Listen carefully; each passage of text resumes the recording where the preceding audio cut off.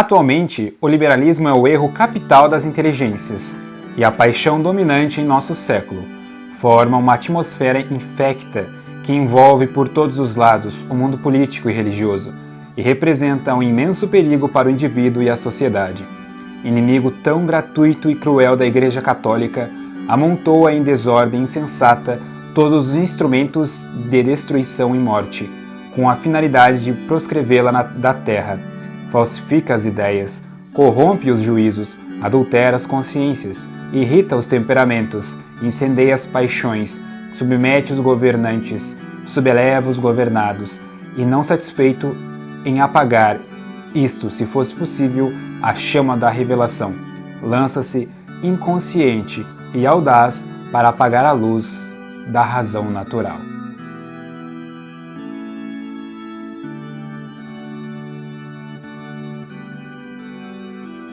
Olá pessoal, tudo bem com vocês? Salve Maria Imaculada! Hoje eu venho trazer o review deste livro aqui,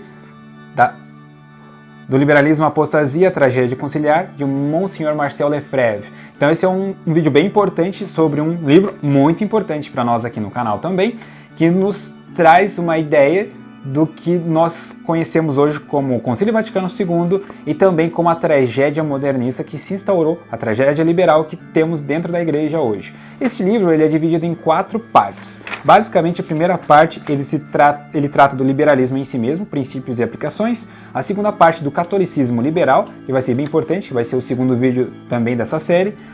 A terceira parte, a conspiração liberal de Satanás contra a igreja e o papado. E a quarta parte, que é uma revolução com a tiara pluvial. Então serão 4 vídeos. Então primeiro eu gostaria de dizer que as pessoas, quando se trata do liberalismo, elas tendem a olhar sempre de forma benéfica. Por quê? Porque ela pensa na liberdade. Então um dos temas que foi previsto no Concílio Vaticano II, que foi, por exemplo, liberdade religiosa, que tem uma aparência de algo benéfico, certo? Porque tem uma certa escolha, o indivíduo tem o direito de escolher qual religião ele vai seguir. Eu vou falar isso mais tarde sobre esse problema. No entanto, o liberalismo ele é a finalidade, entre aspas, de um liberal, ou de um libertário também, mais tarde. Então, a liberdade nunca é vista como meio, e sim como fim. Isso é um problema, porque ela acaba sendo uma deusa, a deusa liberdade. Ela é entronizada como uma entidade suprema. Para um liberal, não importa muito a verdade ou o correto, sim importa a liberdade de escolha. Essa liberdade de escolha, muitas vezes visto como totalizante, pode ser muito maléfica para o indivíduo. Então aqui, Monsenhor Marcel Lefebvre, ele explica sucintamente o que de fato é a liberdade e como essa ideia de liberalismo que nós temos hoje, na verdade, ela é extremamente corrosiva para o pensamento católico e para a fé católica. Então, nesse início aqui, é bem interessante porque ele começa as definições, por exemplo, do que é o liberalismo, e como ele foi formado. Obviamente o liberalismo ele começa com o protestantismo e antes dele até algo chamado nominalismo. O nominalismo dá origem ao protestantismo e também origem ao positivismo jurídico. Porque, por exemplo, dentro do liberalismo, algumas partes dele, ele não acredita muito nas leis naturais. Tá? Então o indivíduo pode escolher no que vai acreditar, pode escolher no que vai seguir. Consequentemente, nasce desse pensamento um estado totalizante. E uma coisa que mudou o meu pensamento foi que o liberal ele tem uma tendência a colocar a culpa no Estado inchado, certo? Sempre a culpa no Estado, perdão. Na verdade, não é a culpa do Estado como entidade, tá? Porque a tendência do liberal é diminuir o Estado. E por quê? Então, o pensamento liberal hoje, ele quer diminuir o tamanho do Estado. Mas o que é o Estado? O Estado, na verdade, diz Monsenhor Marcel Lefebvre, tem que ser o reinado social de nosso Senhor Jesus Cristo. As leis do Estado precisam ser inspiradas nas leis divinas. Hoje em dia, com o Estado laicista que nós temos, ele não se inspira nas leis divinas, ele não tem uma religião oficial ou uma religião que ele favorece, por exemplo, a religião verdadeira, que é a religião católica, e ele favorece múltiplas visões de mundo, múltiplas religiões. O que acontece? Esse pensamento faz com que o certo e o erro tenham a mesma qualidade e que a religião apenas seja apenas uma construção social, apenas uma reunião entre pessoas, que o budismo, que o satanismo, que a Igreja Católica e que os evangélicos são todos iguais, são apenas religiões que, por exemplo, podem ter um CNPJ registrado. Essa visão de mundo é a visão de mundo laicista, onde o Estado ele vai reger todas as religiões. Agora, o Estado vai ser a sua própria fonte de leis, ou seja, uma lei imposta, positivismo. A lei não vai ser mais, ela não virá mais da lei natural e também não virá mais na inspiração divina do decálogo, do evangelho, das leis da igreja. Não, ela será apenas feita dentro do próprio Estado e que podem ser mudadas da noite para o dia. Por isso que nós vemos leis hoje que não fazem sentido. Por quê? Porque elas são impostas, elas não têm que fazer sentido. Então, quando nós vemos uma pessoa dizendo, não, mas eu estou cumprindo a lei. Mas por que tem essa lei? Não, porque é lei. É lei porque é lei. Esse pensamento é o pensamento positivista que nasce no nominalismo. Isso aqui é bem básico, tá? Alguém vai reclamar dizendo, você não está explicando tudo. Não, é o bem basicão mesmo, tá bom? E vamos lá. Disso nasce o materialismo protestante, que, né, com a deforma protestante, esse materialismo, porque como você não tem uma fonte da tradição para entender a escritura, você tem cada indivíduo entendendo da sua própria maneira a Sagrada Escritura. Consequentemente, você vai ter muitos conflitos. Por quê? Porque se cada um interpreta a sua maneira, consequentemente, você vai ter inúmeros conflitos. Ou seja, o foco não é mais no imaterial, o foco se torna no material. E dentro desse materialismo protestante, que contém muitos conflitos, você precisa ter uma certa unificação. E aí nasce o que é conhecido como liberalismo econômico ou capitalismo protestante. Por quê? Porque todos começam a se equalizar. Não importa mais qual denominação protestante você tem, mas que todas possam viver em comum, respeitando dentro de uma lei comum do Estado. Entendeu? Como os Estados Unidos foi feito, ou foi criado, baseando-se nesse sistema, tá? Nessa coisa da liberdade. Não importa muito se você está fazendo algo correto ou algo falso, buscando a verdade ou buscando a mentira, desde que você tenha liberdade para isso. Então nós temos aqui, por exemplo, a imagem da Estátua da Liberdade, que é muito louvada pelos norte-americanos e etc., até por alguns empresários brasileiros. E o que ela representa? Ela representa a França, foi feito na França, tá? A Estátua da Liberdade, e ela representa exatamente isso, a liberdade dos povos, o desvencilhamento com o antigo regime colonial, aristocrata, opressor, né?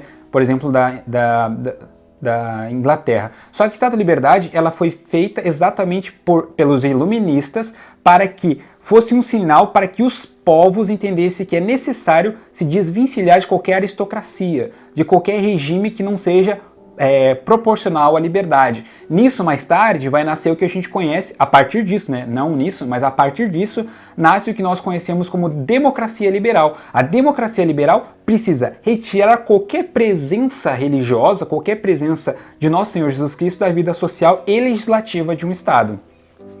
Continuando. Dentro disso, antigamente, nós tínhamos o direito divino, né?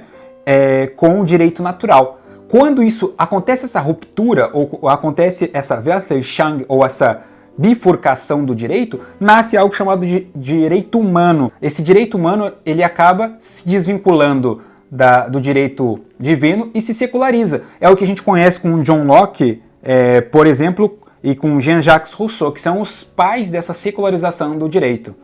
Tá? Então o que a gente percebe? Dom Marcelo Lefebvre já deixa no início desse livro algo bem concreto, que os agentes por trás de tudo isso, a Revolução, gente, não é algo assim que acontece como, por exemplo, a Revolução Francesa, a Revolução Americana, não é algo pontual que acontece de forma, uma ruptura ali. Ela acontece a longo prazo. Cada uma dessas revoluções disruptivas, elas fazem parte de uma revolução ainda maior.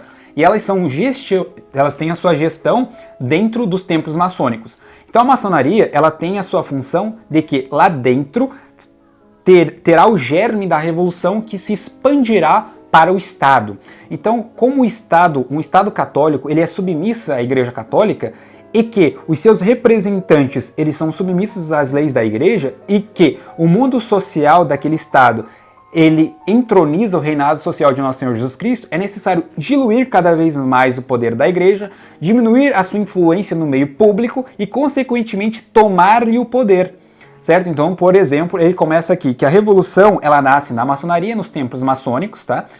De forma indiscreta, sem que ninguém perceba, e dentro dela nasce algo chamado racionalismo, naturalismo e, consequentemente, o liberalismo. São filhos da mesma mãe, por assim dizer.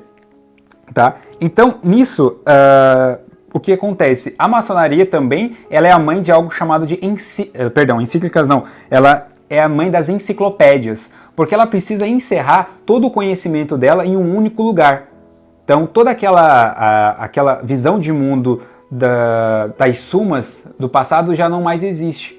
Por quê? Porque ela foi trocada pelas enciclopédias. Isso é muito complicado, porém muito presente, de que o conhecimento ele é dinâmico, ele muda todo dia. Então nada mais é fixo. Esse mundo que é rápido, que se altera, que cada indivíduo pode escolher o que vai acreditar é próprio do liberalismo, entendeu? É uma livre escolha, tá? Não é o que acredito nisso, mas é o que, né, os liberais acreditam.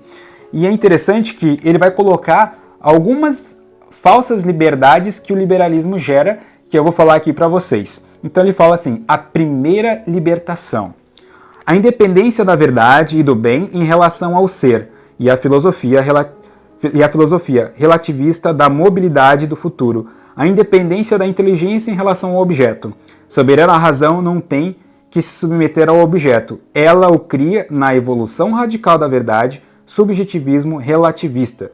Então, quando a gente sabe que a verdade é a adequação do intelecto à coisa, ou a coisa compreendida, né? Nós adequamos o nosso intelecto à verdade, o que acontece no liberalismo, você não tem a submissão da verdade. Ele apenas escolhe, é uma questão de escolha, então é uma questão da vontade, não do intelecto. Então há uma ruptura com a visão real de mundo, porque eu posso escolher. Hoje em dia você pode escolher ser homem, você pode escolher ser mulher, você pode escolher ser um cachorro, você pode escolher comer alface e não vai ter problema pro teu organismo, ou seja, não existe mais uma relação do ser com a verdade. O liberalismo traz essa ideia de que eu posso escolher quem eu sou e não descobrir quem de fato eu sou. Qual a minha finalidade? Então essa ruptura com o intelecto é o passo número 1 do liberalismo. Logo, como é que ele começa? Lembrando um pouco do passado com Lutero. Por quê? Porque eu estou sem magistério, eu estou com só a escritura, estou com um livre exame. Então o primeiro passo do liberalismo vem com Lutero. E também, como eu já falei nos outros vídeos, interessante que Dom Marcelo Lefebvre também bate em cima do Descartes, porque todos percebem que ali também é um problema filosófico e científico, porque Descartes também separa o objeto pensante, ou a substância pensante, do que eu estou vendo, ou seja, da substância externa à substância pensante. Dom Marcelo Lefebvre, no início desse livro, também diz que ali também é uma ruptura radical e uma forma de liberalismo científico. Depois, consequentemente, nós temos outros liberais, por exemplo, como Charles Darwin, né, com o evolucionismo. Então, já que não é possível mais que o intelecto se adeque à verdade conhecida, nós usamos o que é o imaginário. Porque nós podemos imaginar que o ser humano ele evoluiu de uma espécie comum com os primatas. Logo, o darwinismo não parte do intelecto de um objeto conhecido, ele parte de um objeto imaginado. É no imaginário que as ciências modernas trazem a conduta da verdade, ou que seria a verdade, né? Mas é algo que elas querem trazer, não vem do objeto conhecido, vem do imaginário, porque você não vê a espécie comum entre o ser humano e os primatas, você simplesmente vê uma possível espécie imaginada entre os dois. Então é a eliminação total do intelecto.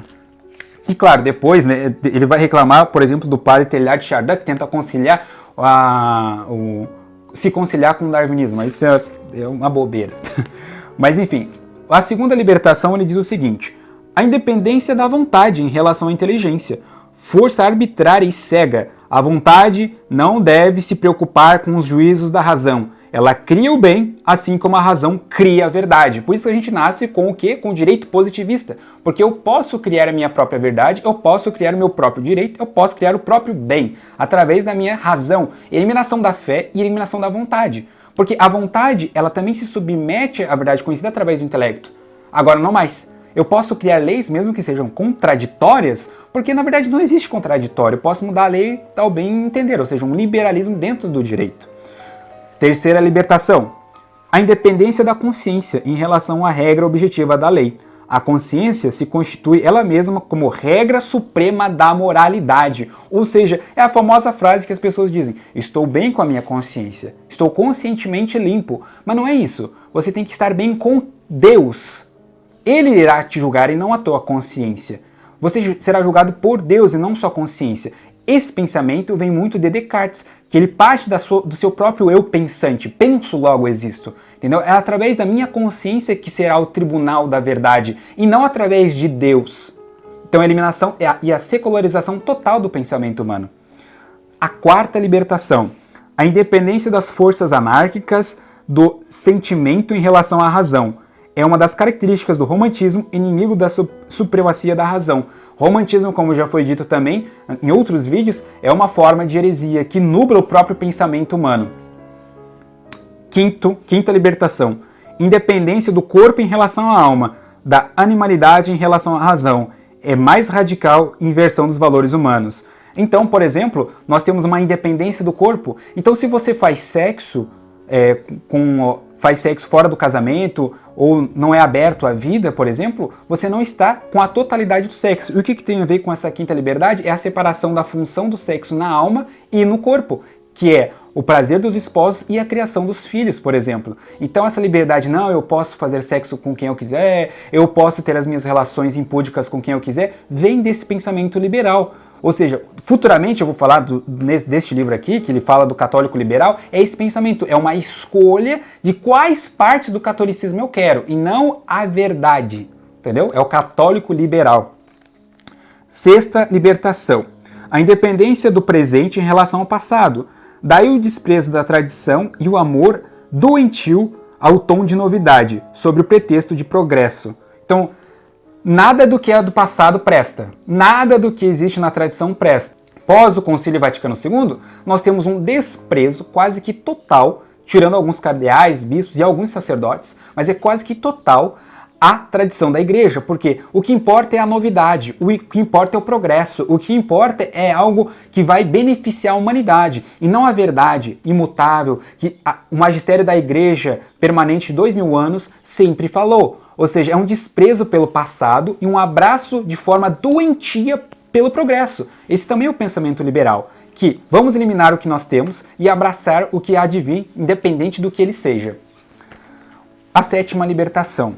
A independência do indivíduo em relação a toda a sociedade, toda autoridade e hierarquia natural, independência dos filhos em relação aos pais, da esposa ao marido, libertação da mulher, do trabalhador em relação ao patrão, da classe trabalhadora em relação à classe burguesa, luta de classes. Então a gente vai chegar nessa libertação total que a gente conhece como ou anarcocapitalismo ou libertarianismo, que você tem a liberdade total do Estado, do indivíduo em relação ao Estado, da esposa em relação ao marido, dos filhos em relação aos pais, ou seja, há uma liberdade, não há um senso de hierarquia, completamente oposto ao que nosso Senhor Jesus Cristo deixou no Evangelho, consequentemente totalmente oposto ao que a tradição da igreja diz, que existe uma hierarquia de valores, existe uma hierarquia de pessoas, existe uma hierarquia na sociedade. E por isso que a democracia, essa desgraça que se instaurou por meio da maçonaria no Brasil, aos poucos, veja bem, não foi uma ruptura, não foi da noite para o dia, mas se instaurou para que essa hierarquização do Estado e também da família fosse destruída. Então Jesus Cristo não é o rei da democracia, Jesus Cristo não é o rei da república, Jesus Cristo é o rei de uma aristocracia, de uma monarquia, onde cada um tem o seu lugar. E quando você destrona isso, cada um pode ser o que quiser. Então não importa mais se o pai é pai ou a mãe é mãe. A mãe pode ser o pai pode ser a mãe e vice-versa, entendeu? Podemos ter uma família de homossexuais, por exemplo, o que não faz sentido nenhum, é contra a razão natural. Vamos parar aqui, pessoal, que eu vou fazer a segunda parte da primeira parte, porque ficou muito longo aqui e ainda tem muito o que dizer. Tá bom? Então espero vocês no próximo vídeo. Eu sei que ficou longo, mas tem gente que vai gostar desse vídeo, então espero que possa ter ajudado. Espero vocês lá. Espero que eu possa ter esclarecido um pouco algumas dúvidas e até o próximo vídeo. Salve Maria!